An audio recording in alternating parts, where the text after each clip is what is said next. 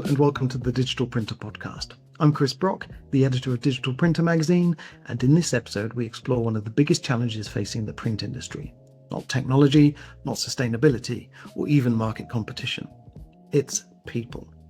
Across the sector, businesses are talking about skill shortages, an ageing workforce, and the struggle to attract new talent into print. But why is that? Is there really a recruitment crisis, or do we simply have a communication problem? In this episode, I'm joined by Elizabeth Bowerman, who is the director of Thistle and Rose Print Consultancy and an expert in strategic sourcing, staff development, and print management. There's Verity Fox, the managing director of Dominion Print, and Matt Hanley, MD of MTWO, matching talent with opportunity, specialist recruiters for the print and packaging industries.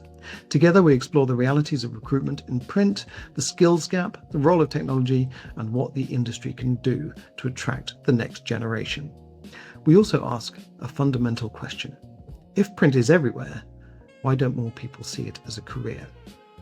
If this conversation stirs anything in you, or you want to have your say, feel free to comment or get in touch.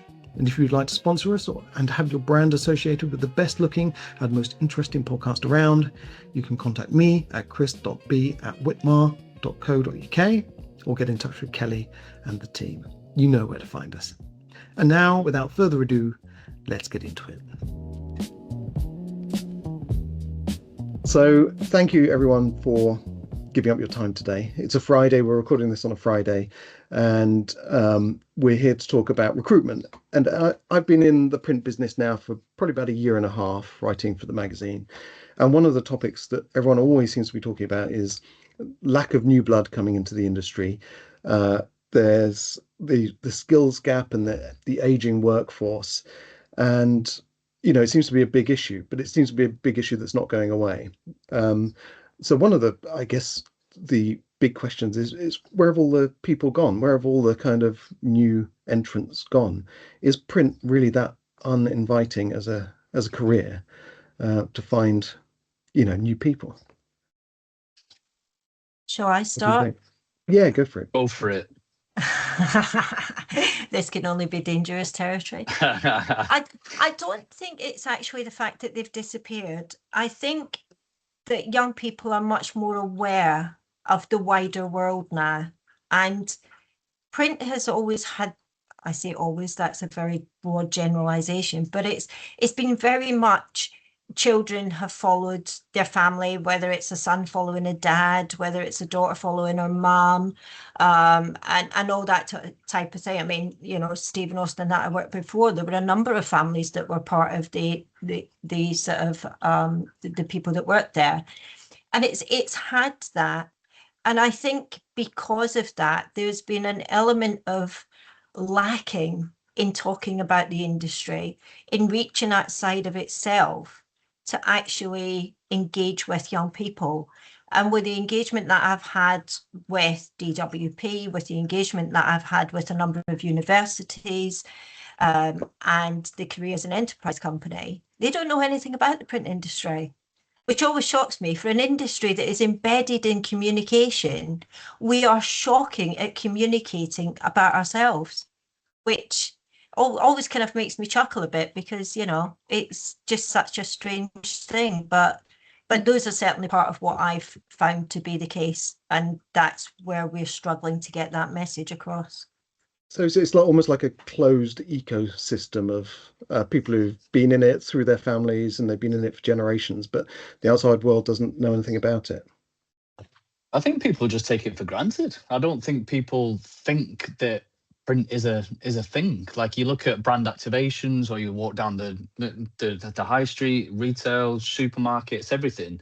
I don't think the next generation think, oh, I wonder how that was made. It's just there. You just take it for granted because it's absolutely everywhere. So I think there's a huge educational piece from a brand's perspective as well, and the end retailers and the end clients that we would see, to educate it and say and talk about how it is produced.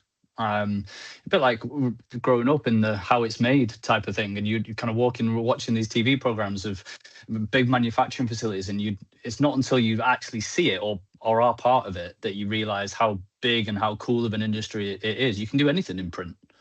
but Mhm. it's just taken for granted that it's just something, it's a byproduct of a big marketing campaign. Verity, as an employer, Yeah. how do you find kind of attracting new blood? Do you have to get people who just have no experience at all, or Yeah, so we have quite a lot of younger people that work for us, certainly in production, and we find that they often come in completely with no knowledge at all of the industry, a job sort of straight from sixth form or whatever like that, and we try really hard to like nurture their ideas and their creativity, and we try and, instead of just, right, can you do all those banners, it's trying to look at who the client is and sort of, oh, you know, when they're out, they'll say, I saw X that we did for the new kit release that we did for whichever club, we'd seen it, or, you know, trying to get people to relate to what they're producing to what is actually out there, because like Matt says, people take it for granted, and I think they'll be producing something downstairs that they don't even, and they might not previously have thought about when they're actually out in the world. You don't look at things and think, oh, that's that, until maybe you've actually touched it and taken note of who you're doing it for. I guess you just see it all around you, and it's just part of the kind of furniture, if you like. It's part of the language of society, but you don't think, where does it actually come from?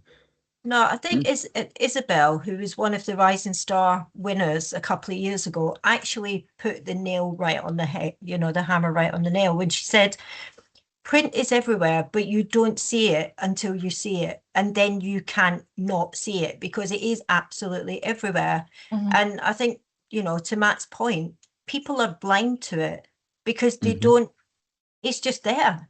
It's just there. So, yeah, I think she hit the nail on the head.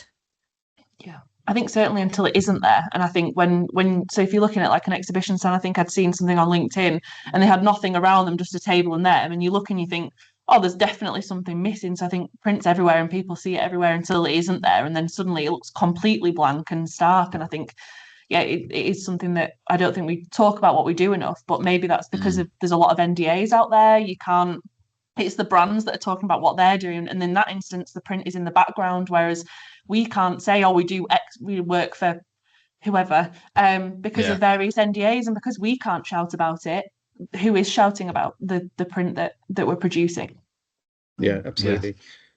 I mean, I hear people saying print is not sexy, and that's a big problem, and it's a phrase I've heard over and over again. Print is not sexy, but it can be, and it's, you know, it's beautiful. I mean, there's huge aspects of print that aren't sexy, you know, bank statements and, you know, transactional stuff, you know, all this kind of stuff. But there's also, you know, beautiful embellishment. There are fantastic poster campaigns. There's beautiful packaging. So, and again, like you say, it's invisible because people don't, it's just a kind of given. People talk about the design, but they don't talk about how it's made. So it's a communication problem, isn't it? It's you know, as Liz said at the beginning, how do we communicate the idea that print is a thing, and it's a lovely thing, and it's a thing you need to be involved with? Yeah, and this is probably the wrong thing to say, but I would question how much people would actually care, even if we did do it. Do you know what I mean? I think people want to be part of the process of what the end outcome is for the brands and the brand activations, and I think people want to say, oh, I was part of that. But I think if we then break that down and go, I don't know, it's the FA Cup final on Saturday, or the big centre banner where the football is, and the stand that says, hopefully, Man City winners 2026. Hopefully. Good luck. But yeah, and I just don't know if people then break that down and go, oh, that's printed on, I don't know, Dibond or Fomex. So like no one care. No, I don't think people will care. So it's about trying to channel what people will care about and build it as part of that process, I think. Yeah, I think it's as well trying to show the enormity of some of the print that you do, like at those things, the centre circle banner, when everyone's looking down at the pitch, it looks small, but actually that's probably absolutely huge, and the man hours and the time and people's effort that has gone into producing that is probably crazy. So maybe it is about bringing the people element in to say, actually, that centre circle banner, we had to take it into the car park, we had to roll it, we had to fold it, it took 20 people to get out there doing it, and maybe it's more about trying to bring the people element into actual the production and imagine make being them that part one of it. person one of Yeah. those people in your production floor, like even a sewing operator, for argument's Yeah. sake, that has physically touched that and it's been seen by millions Yeah. and millions of people. It's incredible. Once you start thinking about it, it's a bit of a dark hole, and you're like, wow, there's so Yeah. much good about it. But Yeah. I don't know how to get people excited about it if they're not excited about it. Yeah. And Yeah. I think Matt, you're a recruiter in this industry. Do you find that this actually inhibits you doing your job because there are no people out there who are engaged with it, or do you find that you are able to do your job, but you're moving people around within the industry, so people already have experience of it? I think if people are using my services, they will tend to want that network that I have of industry knowledge and experience.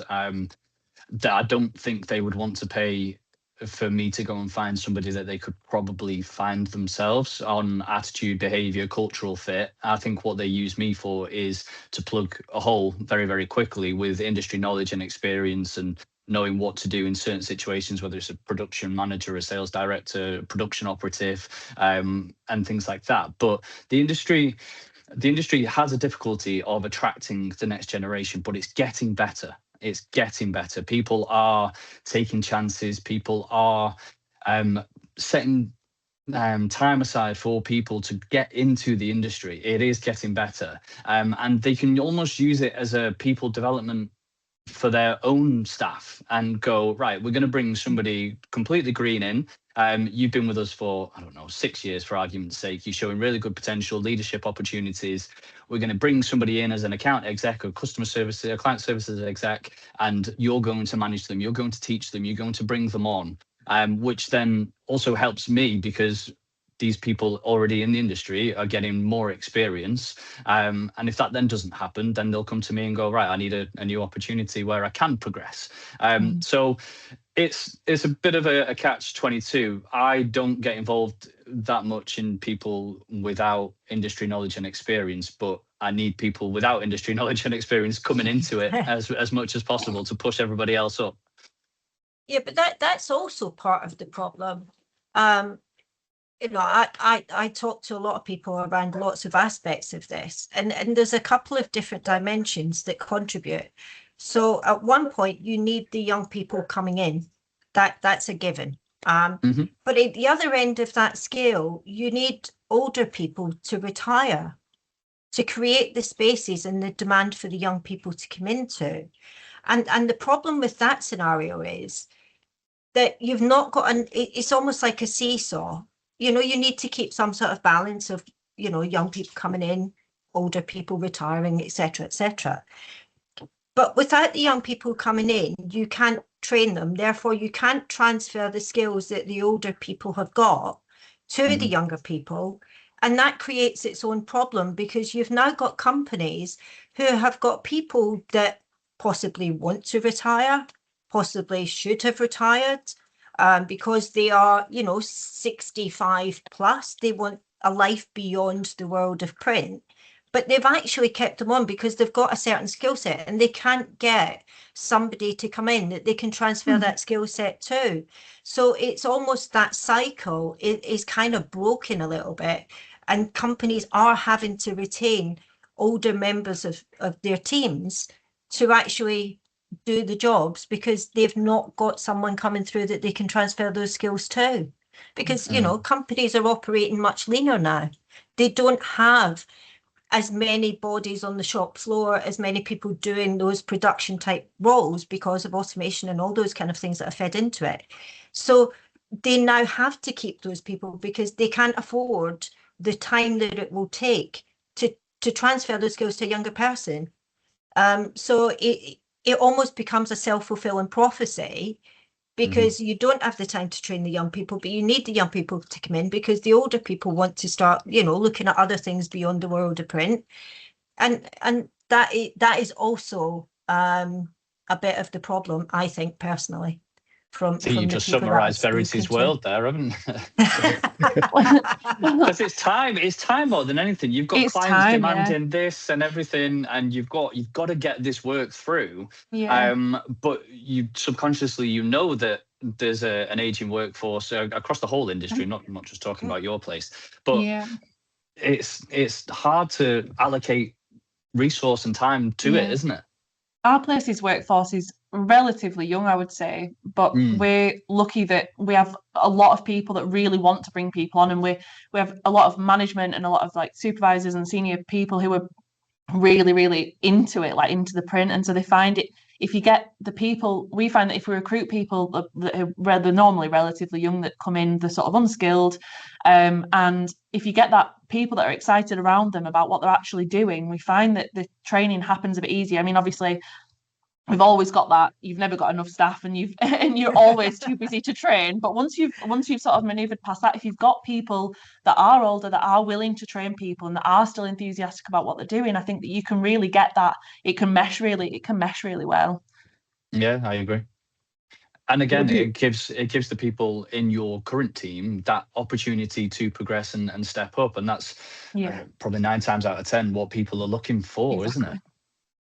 What about the role of technology in all of this? So we're seeing, these presses that have fantastic digital front ends that are incredibly easy to use, and you can run a whole press with only half an hour's training, and there's AI, so you don't need to have all the kind of data inputting and all of this kind of stuff. Do you think technology is starting to fill that skills gap? I think there'll always be a place for human interaction for it. I think it goes hand in hand with it, to be honest. So no, I don't think so. And that would be just one proportion. And in fact, before I say that, it could entice people into it even more, because it's not just that whole stigmatism of, oh, it's just full of 60-year-old blokes that have worked there for 40 years type of thing. It's actually cool, and technology and AI and everything is embracing it. So I think it could attract and be an appeal to the next generation specifically. Yeah, I totally agree. I mean, Verity, presumably you have a kind of investment plan in terms of equipment. Do you see it getting easier to use? Are the days of inky fingers kind of now long gone? I think that the machines ultimately, I think once you're trained on them, it probably isn't too long before you can sort of tick the button and it'll do what it's meant to do. I think the skill comes from, profiling the material properly, colour matching, QCing, loading it as best you can, making sure your head height is as high as it can be so it can run as fast as it can, and all the rest of it. And I think that like EFI are bringing out the Q5R with the AI on the back that's going to actually QC check for people. I think that is so exciting from our perspective, because I think not because it takes away from jobs, but because it actually means that people can focus on what they really need to and what we really need people to do, which is really get into the nitty gritty of what's going on. And the machine's sort of taking care of sort of basic QC issues on the back. And we try and run a really lean team like everyone in print. And I think if people are operating 2 presses at a time, it really allows them to do it that really well with a bit of backup rather than it replacing them, I think is my take on it. Yeah, what happens when it goes wrong? It needs that human there, doesn't it? To go, right, my experience tells me that this is what I need to do. 100%. Yeah. Is there a sense that the technology is kind of reducing human error, but it still needs to defer to human expertise? Yeah, that's my feeling on it.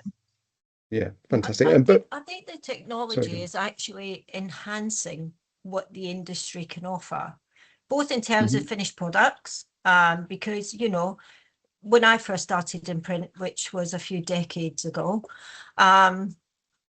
it was 5 to 10 days was your standard turnaround times. If I said that to someone now, they'd look at me like I'd sprouted a couple of horns out my head and gone slightly crazy. Whereas now, you say 5 to 10 hours and they're kind of like, oh, that's all right. Yeah, I can live with that. And that is the way that transition has occurred. But that transition has only been enabled because the technology is there to support it. I mean, if you look at companies like sort of Solo Press and Trade Print, etc., they're processing multiple thousands of orders per day. Precision Proco is another one. They're producing multiple thousands of orders a day. There is absolutely no way that they would be able to do that without the technology that supports the production processes and the automations and everything else that comes through. Obviously, they're mainly B2C orders rather than B2B.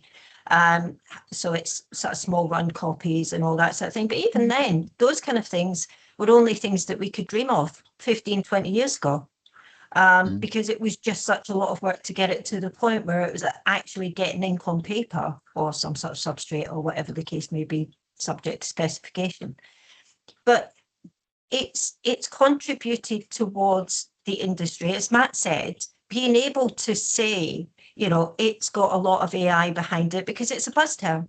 But I can look back 15, 20 years. We had automated workflows then. We just didn't give it a name. It was just something that was part of the production process and worked in the background. So that's kind of my thoughts on that.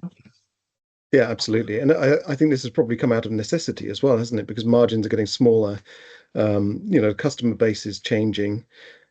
But we're also looking at maybe we talk about the skills gap, but maybe there's a changing of the nature of the skills required to work in print these days. Maybe there needs to be a kind of more workflow focused, attention to detail, to data, to processing, that kind of thing. Whereas it's no longer just about, what's the substrate, what's the color profile. It's about how we're going to optimize the workflow so we're not wasting time, wasting energy, that kind of thing, which is a completely different skill set. Yeah, huge. But I think that sits with people like Verity, in terms of like the overall workflow, operational kind of aspects of it. And we're talking a lot about production here, but that's just one vertical of it. You've got client services, you've got studio, you've got installation, you've got sales, you've got warehouse, you've got all the back office of finance, HR, accounts. Like there's so many different things that you can do in this industry, which there's so many kind of avenues to get into it for sure. Yeah. How important are human relationships in all of this then? I mean, when we talk about sales, especially when you're dealing with corporate clients, normally you have an account manager and they will often go out to meet the client, especially high value clients. Is that dropping off now, or are we still seeing people who have to kind of, go face to face? Is there still a demand for that? I think face-to-face still feels quite relevant to me. I think that it sort of did drop off maybe a little bit after COVID and everything. But I think people now are keen to get that to interact with people again, like get people in, go to see people. I think because ultimately people still buy from people. They still want to work with people. And so from my perspective and from our perspective, that still seems really relevant, I think. Oh, without a doubt. And that will never, ever go away. I mean, I was at Moss UK Supplier Open kind of Partner Day a couple of weeks ago, and just seeing brands and marketing teams go there and go, and it is literally how it's made. Even the marketing teams and the brands themselves, I don't think they realize the process of manufacturing these pieces of kind of brand activations and everything that the print industry does. Verity, if you took one of your clients round, their minds would be blown, wouldn't they? Yeah, when people come in and have the tour here, it's a massive reaction because no one thinks how big it is, and no one thinks like a 5 meter machine in your head. You think, oh yeah, 5 meters, but when you stood next to one, I mean, they're massive, and you look at the warehouse and everyone working and stitching and everything and the noise, and I think people think, oh, I didn't know all of this went into that fabric, or whatever it is. I was the same once when I came around. It'd been years since I've been around, and obviously I've done this for 15 years, and the amount of kind of print rooms that I've seen, but kind of walking around and just being in front of somebody, you'll never ever replace that. No, I don't think so. And it should be encouraged to be replaced. I think that's also where the relationships come from. You don't have a relationship with an email. You have a relationship with a person. And I think there's a huge psychological aspect to that as well. And knowing from my days of being account manager, client services, working with some big brands, international or whatever, technology lends itself to being able to expand what you're doing. But I think if you've got a client that's got a big project coming up and they reach out to you and say, we're going to have this, blah, blah, blah. And they say, we'll send you an email. The first thing I always used to say is, no, let's go and sit down and have a cup of coffee. Because so often you'll be able to ask specific questions without it becoming, a bit of a game of Wimbledon on email where it's, I'll pass it back to you, you pass it back to me. You sit down, half an hour, cup of coffee, and you can ask all of those kind of questions and you can really get a proper feel. And I think those are the kind of conversations that actually reinforce that client-supplier relationship, because you're taking what they do very seriously. And I think that's a perception thing as well, that if you've got somebody that will take the time to go and see them, they do kind of go, oh, actually, you're taking me as a client very seriously. And it's not even just about, sometimes it's about, doing a bit of a client review and saying, we've noticed you've been doing a bit of this. Are you aware of this? Showing them some options. And just really, that's where the relationship for me, as Verity said, people buy from people. And I think the right person in front of the right client is always going to be far more beneficial than exchanging emails or telephone calls, even that kind of thing. Yeah, the technology should just make you better at your job. The interaction and the trust that's built between you and your customer or supplier is absolutely paramount. They're coming to you because it's you, and hopefully aided by the best facilities and technology behind you, which again is an attractive thing to attract people into your business. So it's only a good thing. Yeah.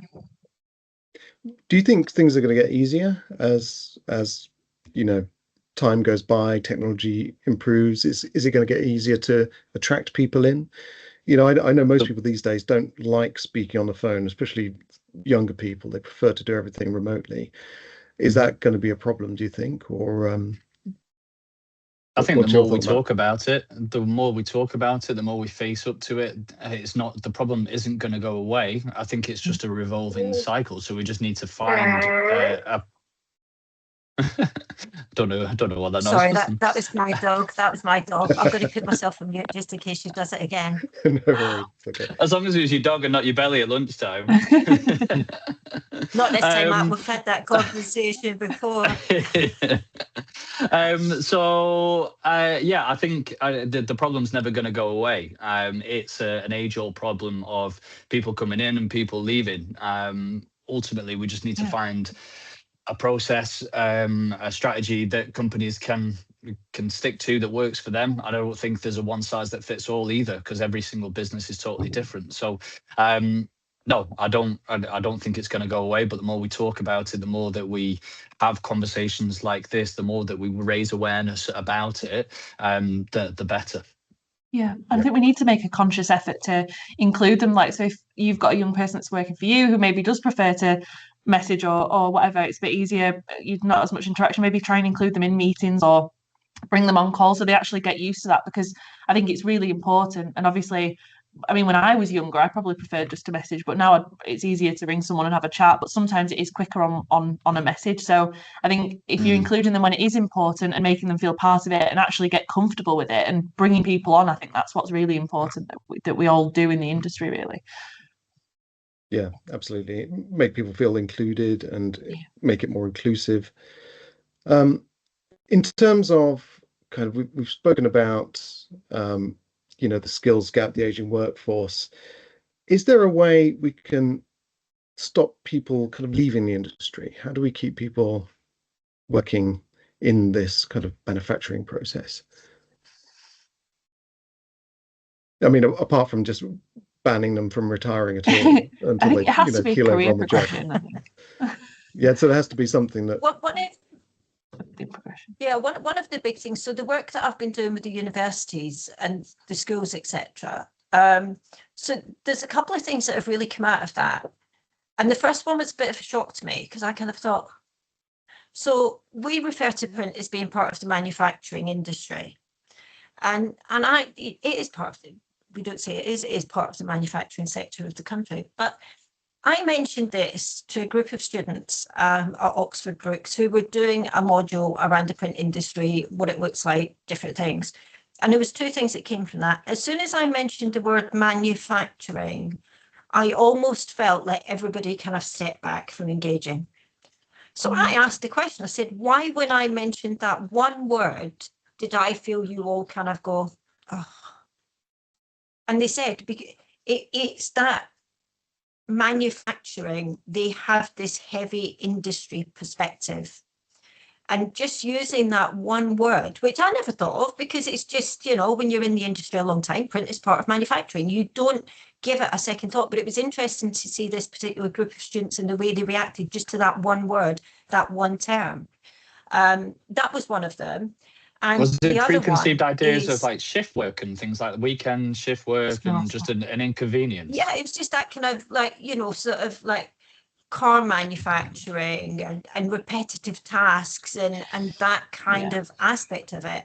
They didn't realise, as we've touched on right the way through this, how much technology involved, how many roles are available, the different types of roles that are available, which you touched on that. There's all of those kind of things that feed into it. It's not just putting some sort of ink or liquid or whatever the case may be on a substrate and shipping it out the door. There's this whole support system that sits in the background. So that was one of them. The other thing was when job descriptions and things like that are being written, they feel that they don't contain enough, or they are not able to ascertain sufficiently what career pathways look, what that progression looks like, what salary expectations look like. Because as soon as you mention manufacturing, the emphasis is on some type of manual type of job, and therefore a manual type of job associated with low pay or minimum pay, with not a huge opportunity for progression, and therefore those salary increases, as you reach certain points in your life, you want to buy your first home, you're having a family, you need that career progression to enable you to fund those activities as you get to certain milestones in your life. And that was the other thing that came out, was they felt that they weren't able to ascertain what those pathways looked like, what the salary expectations were as they reached each of those progressed milestones within a business. And those were two of the things that really did come out of what that looks like. And those seem to be, I wouldn't say majorly significant, but they were certainly significant enough that during those conversations I picked up on them.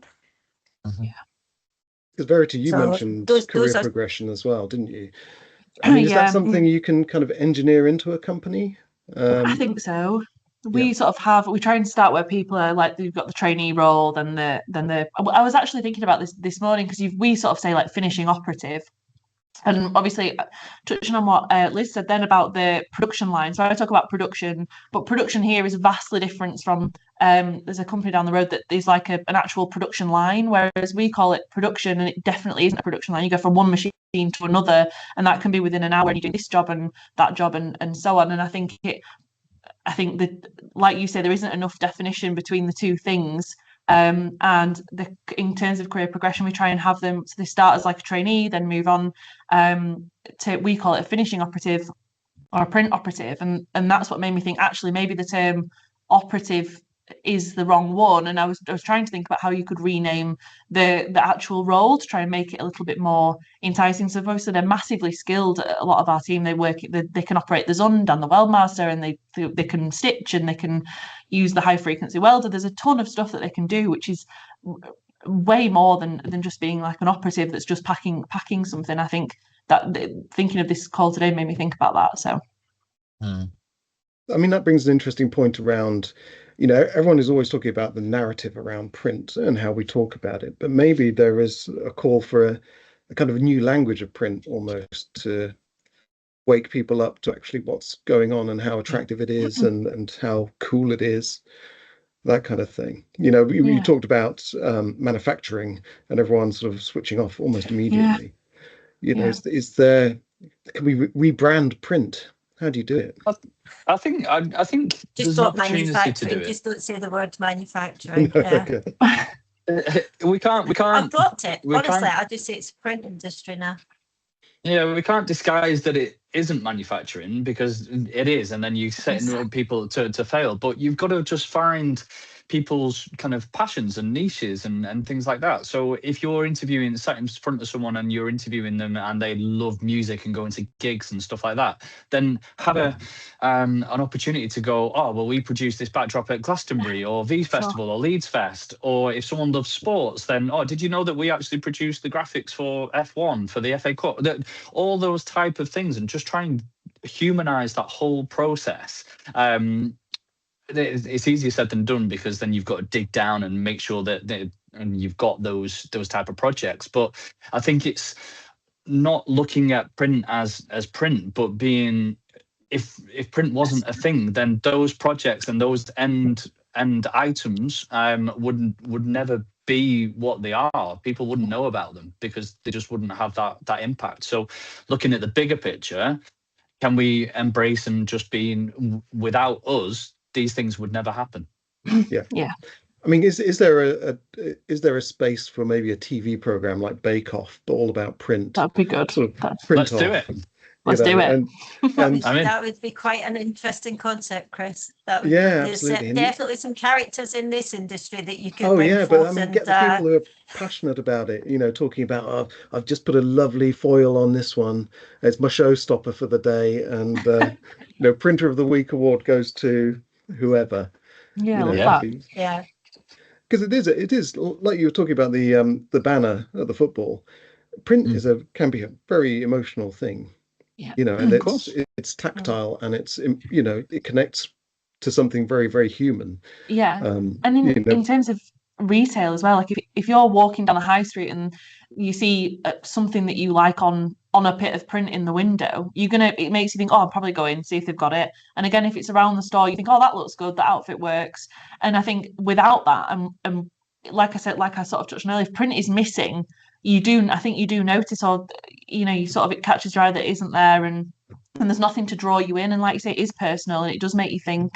Especially in a world where we have screens everywhere and we're on them all the time, I think it does, if you're just doing something, it can just catch your eye. And I think that sort of is what is different about it. But I think manufacturing always was really key to the country, but now obviously everything is fast paced and you can get things on Amazon and it's really easy. And I think people forget that actually there's still a lot of people doing a lot of manufacturing for exciting things that you see every single day. Yeah, I'd agree Absolutely. with that. Yeah. And combining that with social media and like the whole unboxing thing, like watching American kids on YouTube unboxing certain stuff, like getting that next generation. And just, if my kids are watching something like that, I'd be like, oh, I would have found someone that designed that in the studio, and they'd be like, what? How do you know? And it's just that. And we kicked this off with talking about people follow people into the industry. Verity, like your parents were, you got into it through your family. That's not a bad thing. So we should continue to do that. And if you think about everybody that works in your business, they will all know a young person. So it's still a big avenue to excite people into it.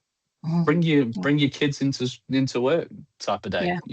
When they bring the parents into school, we should do it the other way around. But when you talk about, we do offer placements to our staff's kids. Yeah, perfect. When you talk about things being missing, though, there was something that I saw recently, and it was Bowden. When you talk about print being missing, and when they all dropped their sort of direct mail catalogues and all that type of thing, and the significant drop that a lot of them suffered, and that's why Bowden's have brought it back, is actually because they noticed such a significant drop on orders and different things like that. So it, as Verity and Matthew have touched on, it's the part it plays within that bigger process. It's not always the individual item in its own right. It's where it fits within that bigger e-commerce or commerce type cycle, I think is part of it as well. Just to put a point on that, I got look, like if you got a new tablet or iPad or something like that, and then you got it and the packaging and the print was all dull, and it's just, people just take for granted the whole thing. But without it, it would be so boring. Absolutely. Because I mean, I occasionally, and don't hate me for this, but once in a blue moon, I will buy something off Temu, and they vacuum pack it and they shove it into as many as possible into a container ship or whatever. And, you know, the packaging, no thought goes into it at all. It's all about kind of getting the product to you. But then when you do buy an iPhone or something where they've thought about the packaging, or they've thought about the branding, and it just adds so much more value to it. I mean, it could be exactly the same product, but it just elevates it and makes it feel so much more kind of, you know, worth something. To then be shared on social media, or on Instagram, on TikTok and stuff. So that's where the two worlds collide and can really complement each other. Absolutely. Definitely. Yeah, fantastic. So really it's just about wrapping up print in an equally attractive box, if you like, and sharing that with the world as well. Yeah. Brilliant. But it is graft and it is manufacturing, but without it, none of the bigger pretty stuff would happen. No, exactly. No. Absolutely. Yeah, totally agree. I mean, as I've said to sort of one of the groups, that one of the cohorts that I worked with was actually a business studies group. So they weren't actually creative, they were business studies. And obviously you're looking at it from a slightly different angle. But I was saying to them, I said, your journey doesn't stop at the point that somebody puts credit card details onto a screen, or, you know, clicks complete order. That's just the start of the next stage of that journey. And as Matt's pointed out, if something, you know, if they've paid, and Matt used his iPad, which is kind of eye-wateringly expensive, but, you know, when you get that kind of product, you want that feeling that you've made a substantial purchase, and part of that feeling, part of that tactility actually comes from the opening of the package, the opening of the box, the whole one. It should feel like Christmas, because you know you've not spent an insubstantial amount of money on a product. So and you know, you've only got to look at some of the sort of watch manufacturers, Rolex, Omega, and all that sort of thing. You know, I think as much goes into their packaging as actually goes into the watches themselves, because the people that are buying them don't want that journey to stop. They want to be able to have that, you know, that opening experience. So yeah, I think that's something that you can only get from a tactile product, and that's where you engage with the right people and have the right conversations with them. But that goes for everything, doesn't it? Yeah, it goes for magazines, it goes for posters, it goes for pretty much anything you produce and print. You know, it's not just the image and the visuals that you're talking about. It's the quality of the experience through the choice of paper, the processes you use to print it. Imagine sorry, imagine if in that iPad box though, if there's a little QR code and like something like along the lines of interested to see how this is made or designed, and you scan the QR code and then it takes you to Dominion's website, and there's a behind the scenes of seeing something manufactured from start to finish. I don't know how easy that would be to implement, or if you could even do that, but it's just raising that awareness and making it less taken for granted that it's it's a nice box, I'm going to take a picture of it and put it on Instagram, great. But actually then it elevates the whole manufacturing process of it and adds a new meaning to it. So maybe there's an element of that. We find that if we put any like behind the scenes videos from here on our Instagram, that they get a lot more views than anything else, really. Like where you actually see the machines working and stuff happening, people are more interested. People are interested in it. So yeah, I think it probably would be quite a nice thing to do. You have to have a proper partnership with the client, though. Could you offer like a discount if you can put a little QR code on a That would be good, wouldn't it? Yeah, you've got to send everyone that print. Yeah, absolutely. Fantastic. Cool. Well, use code Verity for 10% off. Exactly. Yeah. Brilliant. Well, I think we've covered plenty of ground there, and yeah, I think there's a communication issue, isn't there, about how do we talk about print? And I think this is a conversation that's probably been had so many times already. But yeah, I think there's this perception issue, this communication issue, and maybe we need to get the passion for print out there a bit more than we're doing at the moment, you know, and how wonderful it is, what a beautiful thing it could be, and effective as well. But thank you so much for your time today. I really appreciate it. It's good to have such Thanks for having expertise us. on the thanks for having us. podcast. And I shall look forward to kind of listening back to this very much. So thanks a lot. My thanks to Elizabeth Bowerman, Verity Fox, and Matt Hanley for joining me on the podcast. One thing that became clear during this conversation is that print doesn't necessarily have a talent problem, it has a visibility problem. The industry touches almost every aspect of modern life, yet many people still have little understanding of the opportunities it offers. From production and design to sales, software, logistics, and customer experience, print provides a huge range of career paths. The challenge is make sure people know that they're there. If you've enjoyed this episode, please subscribe to the Digital Printer podcast and share it with your colleagues across the industry. And if you're involved in attracting, developing, or mentoring new talent, we'd love to hear your thoughts. And don't forget, you can find out more about the podcast and the magazine on our website, www.digitalprintermag.co.uk. Thanks for listening, and I'll see you next time.